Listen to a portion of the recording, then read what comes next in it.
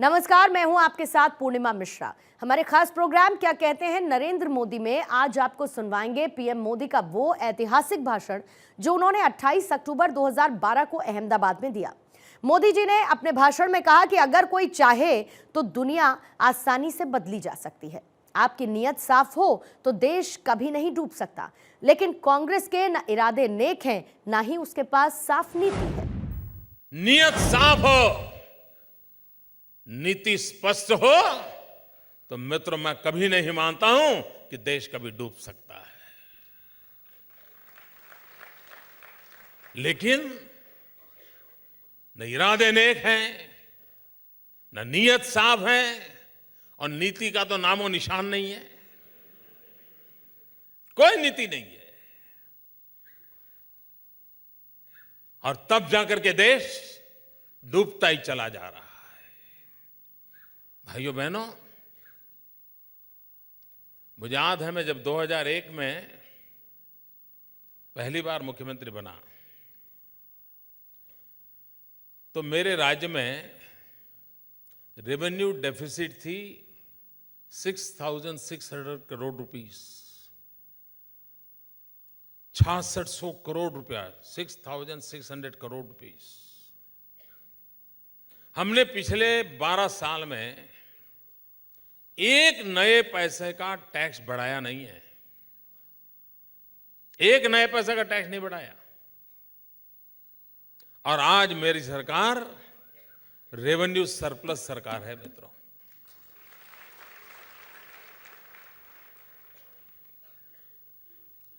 दो 2001 में मैं जब आया तब गुजरात का कुल बजट था 6,000 करोड़ रुपया, 6,000 करोड़। सब उसमें तनख्वाह देना, विकास करना, सब सारी दुनिया 6,000 करोड़ में थी। भाइयों बहनों, अभी मैंने 2 हफ्ते पहले सौराष्ट्र में एक पानी की योजना घोषित की। सिर्फ सौराष्ट्र में पानी की, सौराष्ट्र का नर्मदा का पानी पहुंचाने की, उसकी साइज है 10,000 करोड़। मैंने वनवासियों के विकास के लिए एक पैकेज दिया है, उसकी पूरी योजना बनाई है। वो अमाउंट है 40,000 करोड़ रुपीस। क्या चलाते थे ये लोग? ये पैसे कहां जाते थे भैया? क्या कारण है कि 10 साल के भीतर भीतर मेरा राज्य 6,000 करोड़ के बजट से लेकर के आज 1,21,000 करोड़ तक पहुंच गया मित्रों? भाइयों बहनों, इसलिए मैं कहना चाहता हूं, अगर हम सच्चे अर्थ में इस देश को आगे बढ़ाना चाहते हैं तो कोई रोने धोने की आवश्यकता नहीं है। ये नहीं है, वो नहीं, सब झूठ है मित्रों। इस देश के पास सब कुछ है और दुनिया में हिंदुस्तान सबसे युवान देश है। 65% इस देश की जनसंख्या 35 से नीचे की उम्र की है। 65%। आप कल्पना कर सकते हैं, आप यूरोप में जाते हैं, आप कहीं खड़े रहिए, 25 लोग आपके सामने से गुजरेंगे, मुश्किल से एक आध नौजवान दिखाई देगा, बाकी लकड़ी लेकर के बूढ़े बूढ़े लोग चल रहे हैं। पूरा विश्व बूढ़ा हो गया है जी। एक अकेला हिंदुस्तान है जिसमें युवानी से भरा हुआ देश है। 65% जनसंख्या 35 साल से नीचे हो। आप कल्पना कीजिए कितना बड़ा सामर्थ्यवान देश है। अगर इन भुजाओं को काम दिया जाए, इन नौजवान को सही शिक्षा दी जाए, तो देश की काया पलट कर सकते हैं, तो दुनिया की काया पलट कर सकते हैं। एक दिन हमारी एनडीसी की मीटिंग थी। सभी देश के मुख्यमंत्री होते हैं, प्रधानमंत्री होते हैं, और उसमें प्रधानमंत्री का भाषण होता है शुरू में।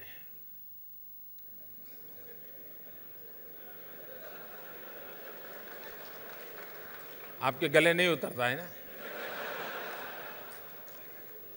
होता है, वो पढ़ते हैं, होता तो है। मुझ पे भरोसा कीजिए, वहां वो जरूर पढ़ते तो है। तो उन्होंने बड़ा सीना तान करके कहा, वैसे तो दिखता नहीं है, उन्होंने सीना तान करके कहा कि हम भारत में 500 प्रकार के स्किल डेवलपमेंट के प्रोजेक्ट शुरू करेंगे। ये मैं शायद बात कर रहा हूं 2009 या 10 की।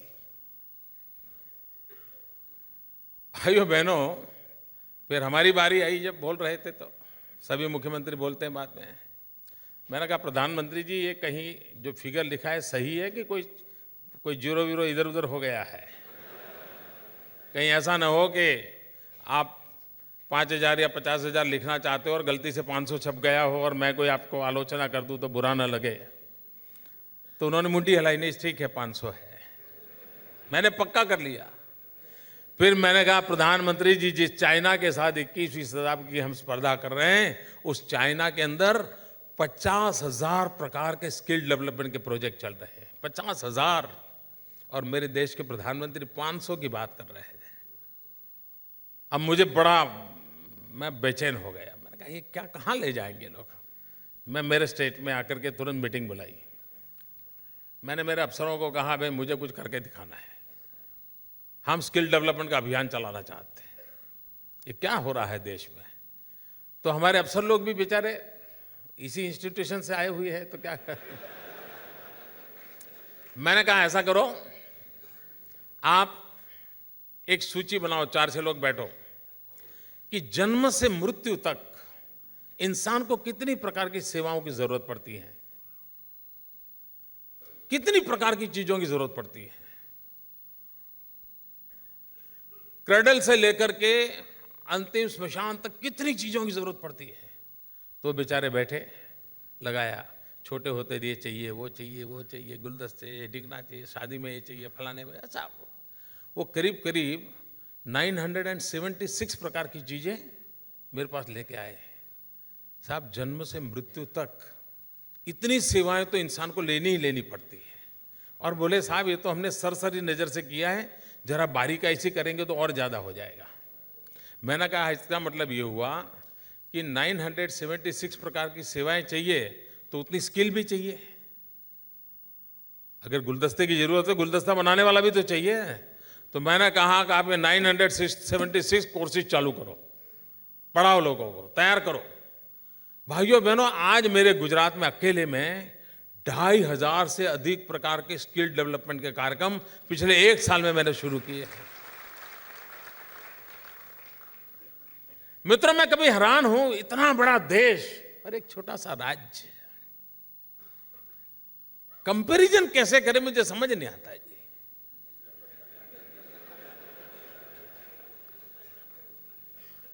और करें तो किससे करें? सीखें तो किससे सीखें? मित्रों, अभी 2011 के बजट में, आप लोग तो बजट को बड़ी गहराई से सुनते होंगे तो आपको याद होगा,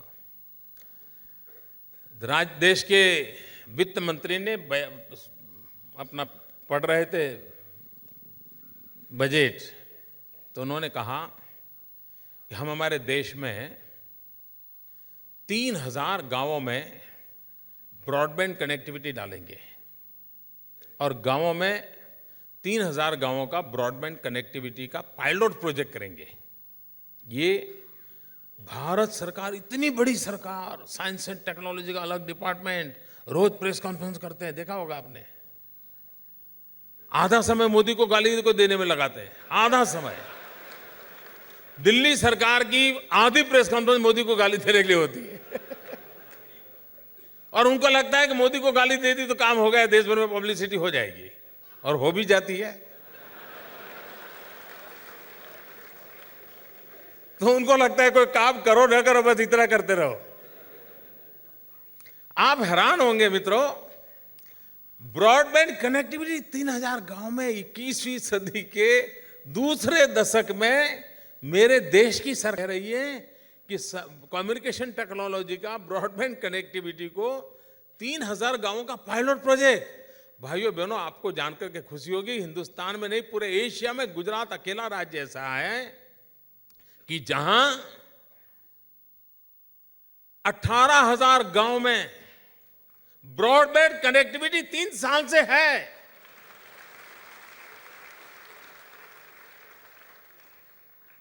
अब वो पायलट प्रोजेक्ट करेंगे, बताओ। अब ये 18,000 गांव पायलट नहीं माने जाएंगे क्या? इससे सीख नहीं सकते हो क्या? नहीं, उसके लिए अलग करेंगे। वो छोटे बचपन में हम सुनते थे ना, न्यूटन कि वो बिल्ली, छोटी बिल्ली के लिए छोटा काना और बड़ी बिल्ली के लिए बड़ा। अरे बड़े में से छोटी नहीं जा सकती क्या?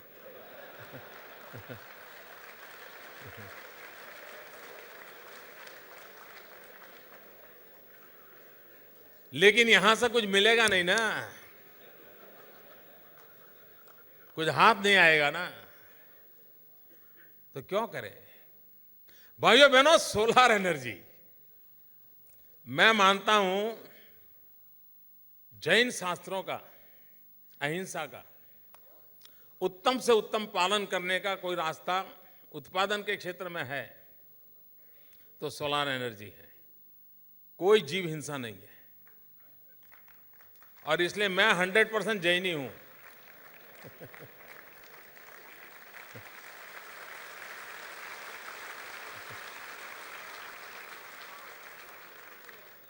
मित्रों, हाँ जीतेंगे।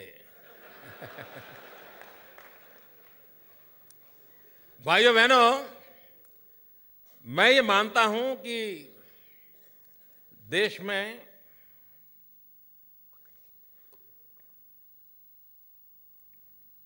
एनवायरनमेंट का प्रोटेक्शन होना चाहिए, और इसलिए हमने हमारी लाइफस्टाइल बदलनी चाहिए, और इसकी दिशा में जाना पड़ेगा, और जाना वहीं पड़ेगा जो भगवान महावीर कह के गए हैं।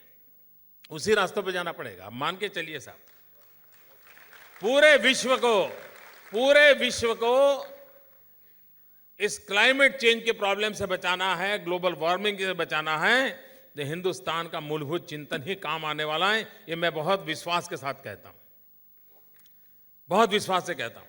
भाइयों बहनों, हमने सोलर एनर्जी की पॉलिसी बनाई, और सोलर एनर्जी की पॉलिसी बनाई तो भारत सरकार ने हमारे बाद सोलर एनर्जी की पॉलिसी बनाई, और उन्होंने फुल स्टॉप कॉमा समेत जो कोयला ले ले उनको जीरो फुल स्टॉप कॉमा लेने में क्या जाता है। पूरी वैसी की वैसी पॉलिसी उन्होंने ले ली, हमारे बाद उन्होंने डिक्लेयर की। लेकिन हमने हमारी पॉलिसी में कहा था कि हम यूनिट का 13 रुपए देंगे। मैं हैरान था, भारत सरकार ने 19 रुपया घोषित कर दिया। अब यहां बैठा हुआ कौन आदमी मेरे पास आएगा बताइए? तो व्यापारी लोग बैठे हैं, सब कहेंगे यार मत जाओ, मोदी बेकार आदमी है, वो तो 13 रुपया देता है, उधर 19 मिलता है, तो वहीं जाएंगे। आपको जानकर के हैरानी होगी, हमने 13 रुपया दिया, लेकिन देश में से कोई दिल्ली सरकार के पास गया नहीं। 19 लेने कोई गया नहीं, 13 वाले के पास आए साहब, क्योंकि हमारे 13 के साथ साथ विश्वास भी जुड़ा हुआ था, भरोसा जुड़ा हुआ था। ये हमारी ताकत थी। आज मित्रों, पूरे हिंदुस्तान की 80% सोलर एनर्जी अकेला गुजरात पैदा कर रहा है। 80%। एशिया का सबसे बड़ा सोलर पार्क मेरे गुजरात की धरती पर एक गांव के अंदर है। और मैं बिल्कुल साफ देख रहा हूं मित्रों, सोलर एनर्जी के क्षेत्र में गुजरात ग्लोबल कैपिटल बनकर रहेगा। ये आप लिख करके रखिए मित्रों। क्यों विकास के उस मॉडल को नहीं विकसित किया जा सकता है? और जो 13 रुपया से हमने शुरू किया था, एक स्थिति ऐसी आएगी, गैस और कोयले से बिजली उत्पादन होने वाले के दाम बढ़ते चले जाएंगे और सोलार के दाम कम होते जाएंगे, और वो दिन दूर नहीं होगा, दोनों के रेट समान हो जाएंगे मित्रों, सोलार की बिजली के। और तब गुजरात बड़ी ताकत के साथ दुनिया के साथ में खड़ा होगा। वो दिन आ जाएगा, आप देख लेना मित्रों। ये चीजें बदली जा सकती है।